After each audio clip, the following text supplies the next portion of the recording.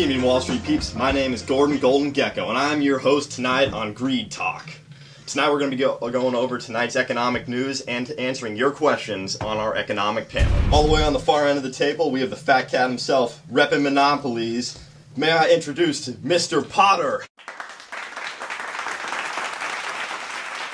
And next up, we have the very creator of the Nash Equilibrium, the movie famous Johnny Nash.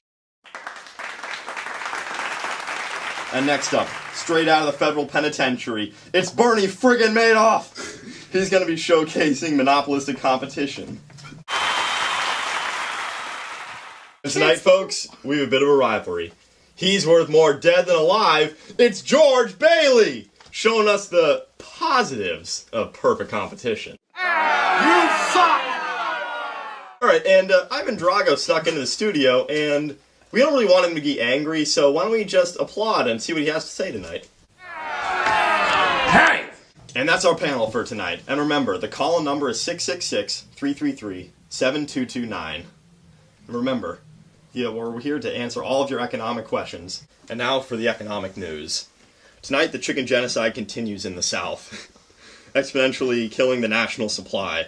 This has resulted in rising prices, as shown by this graph. The reduction in the supply of chicken shows the economic principle of scarcity.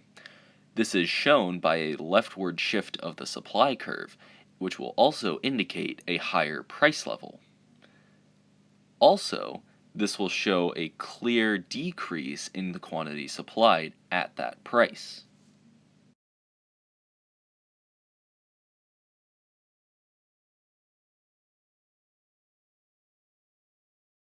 But aside from that, the demand for stepladders is booming. This is because the demand for painters is booming.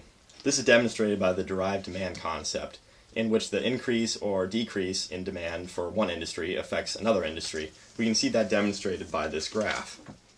This situation shows the economic concept of derived demand. This is seen as the demand for two products are related if they're complementary.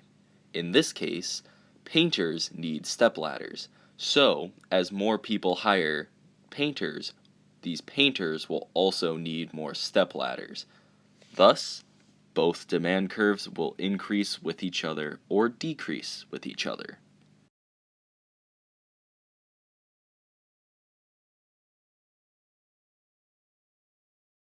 And lastly, due to a reduction in childbirth, because people figured out that children are taking all of their money, we've seen an inward shift on the PPF curve.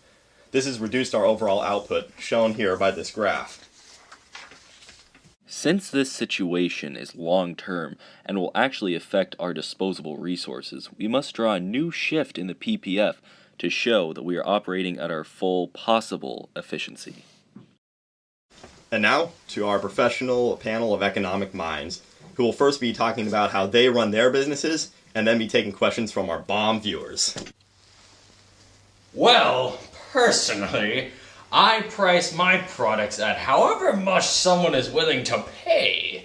So, as seen here on my exquisite graph, I find the intersection of my marginal cost and marginal revenue to be my prices right here. So, I start my price there. And if I was lame, I would go to that price level. But instead, I go as high as people are willing to pay, to the demand. And that is how a true businessman finds his price. Hey, stop right down now, you crony. You already own every building in town but mine, you crook. Personally, I... Excuse me, lesser being. We go around the table clockwise. As you know, Wait, aren't you American? Well, as you know, I invented the Nash Equilibrium, which means I believe that markets are best when handled by a few big firms. Because then they don't competitively overprice and cause disruption. So, this is a very allocatively efficient way of business.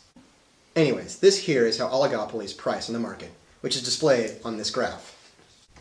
First, we go up to the marginal cost and revenue curve. Then, we go up to the kink in the demand.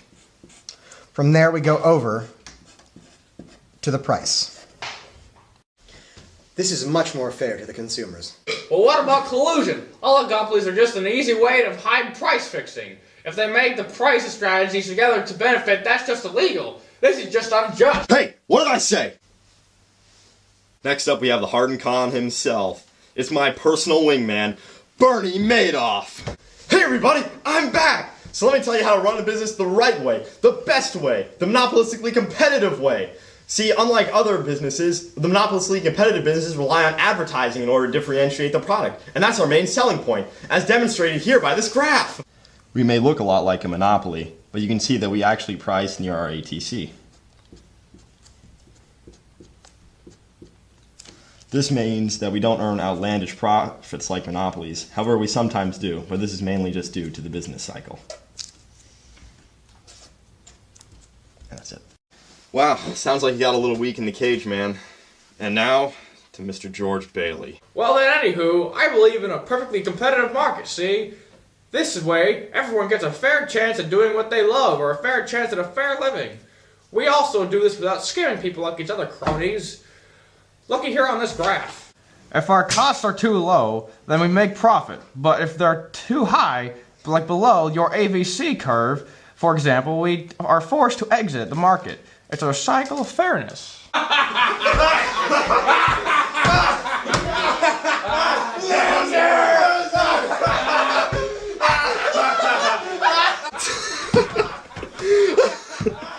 Very well played. Well played. If you're a loser. Ivan Drago, the famous Soviet boxer, came into the studio tonight, so I guess he's just going to talk about communism. Communism is the best, because no one has ownership on anything. And firms? What firms? Private ownership, this is ridiculous. You capitalist pigs. Now to our first caller, a Mr. Ebenezer Scrooge. Hey there, guys. Love the show. It's Ebenezer. Now, my question is it wrong to make my workers work through Christmas? Of course it is. They're but playthings to us. Pawns, if anything. Money. That's what matters. Now wait just a darn minute. Those are people with families and lives. You can't just treat them like that. Shut up, you commie! Go back to Russia, you red menace. Alright, well, that was entertaining. And now to our next caller, a Mr. Jordan Belfort from Brooklyn. Hey, so I just have one question. Is this all legal? Absolutely not. Ha! Like I care. Alright, thanks, Golden Gekko. See you back in the cell soon, Bernie. Oh, and keep it real, Potter. Ha! I got you! You're all going to jail! I'm wearing a wire, you see? Take more FBI! Oh, crap, the feds! What's going on? Technical difficulties. Mr. Potter, you're under arrest for violation of the Sherman Antitrust Act by running a monopoly. And you, Mr. Nash, are guilty of collision of prices and are also under arrest. Then you, Mr. Madoff, broke out of jail. You're going to back no matter what. I'll get you next time, Gekko. No, not going back there! What did I do? I'm just a show's host. I didn't do nothing illegal. What are you doing? You want to fight? I'm going to show you how to fight. So we're just like... Getting lined up. I have to do it in sync, though. Someone's got to start off. I'm not even in the shot.